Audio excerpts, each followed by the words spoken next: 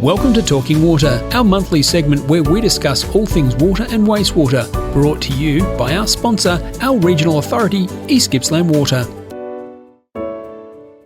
Hello and welcome to the program. This month we're joined by Dr. Hamish Reid, General Manager of Service Delivery at East Gippsland Water, here to discuss many things many people of us don't talk about too often, wastewater. Hello and welcome to the program, Hamish. Thanks for having me. It's great to be here.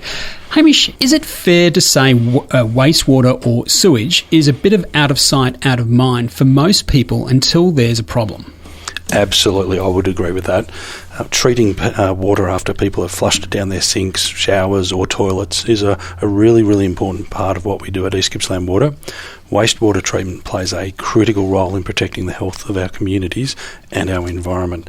And it's really the reason why the water industry is unique. When you use electricity or gas in your home, it's gone. It doesn't create a waste product that the electricity company needs to manage. In the water industry, we collect, we treat and we supply drinking water to our customers, but then we also take away a waste product, treat it and return it to the environment. Thanks, Hamish. Now, some of our listeners will be on septic systems, but many of our urban listeners will be very pleased they don't have to manage sewage on their properties. Even though they don't manage the wastewater on site, are there things people are doing at home that affect East Gippsland Water's sewage network? It's an absolutely great question. We do find that people's actions in their homes and businesses can create issues with our sewage network. The main issue is the potential for sewer blockages in the below-ground sewer pipes. And that's not just an issue for us locally.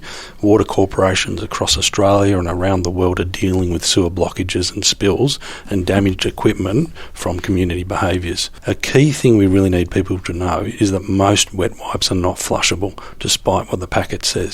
They do not break down and they can cause a lot of sewer blockages. The other main issue is in the kitchen. Unfortunately, some people can wash cooking oils and fats down the drain. When those fats and oils cool down, it hardens in the pipes. Yeah. Combine these items with things like food scraps, wet wipes and cotton buds, and it creates real headaches in the system. I see. Thanks, Hamish.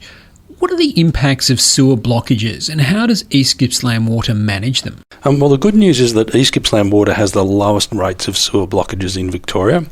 However, we want to avoid any sewer blockages. If the sewer pipe gets too full, it can spill into the environment, such as a river, or into customer backyards, or even into their house. To minimise blockages, we have sensors in our sewers to detect pipes that have high levels of sewage. We regularly clean the pipes in challenging areas, and we have crews ready to respond to any of the blockages that are detected. We also have requirements for restaurants and takeaway shops to have equipment at their sites to capture the oils. However, we have literally hundreds of kilometres of sewer pipes, so we can't monitor the entire network all the time. That's why it's really important that the community plays their part as well. I see. So how does East Gippsland Water remove those items so they don't end up in the environment from our treatment plants? Yeah, to protect the equipment at our treatment plants, we need to stop those wet wipes and the cotton buds at the start of the treatment process.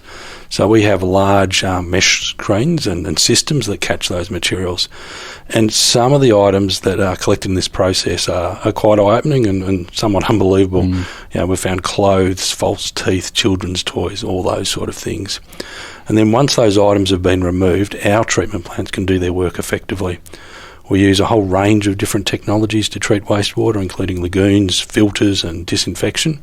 And then once that water's been treated, we either recycle it through irrigation to land or we release to wetlands that can benefit from the water flows. Yeah. Thank you, Hamish. That was a great summary. So the key takeouts for our listeners is that wet wipes, kitchen oils and similar go in the bin and not down the drain. Yeah, that's right. People can wait for the fats to harden, then scrape it into the bin.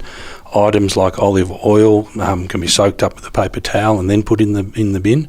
And as for the toilet, please don't flush wet wipes, sanitary items and any plastic items. Use the bin instead. What about other liquids we use with water, such as dishwashing liquid, laundry detergents and shampoos? Are some better for the environment than others? Yeah, absolutely. Some products are gentler on the environment.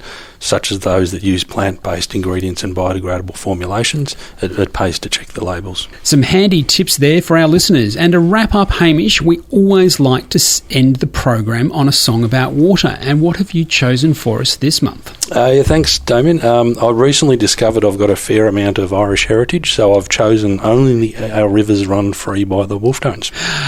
A great choice. Thanks again, Hamish, for joining us, and we'll catch up with someone else from East Gippsland Water again next month for Talking Water.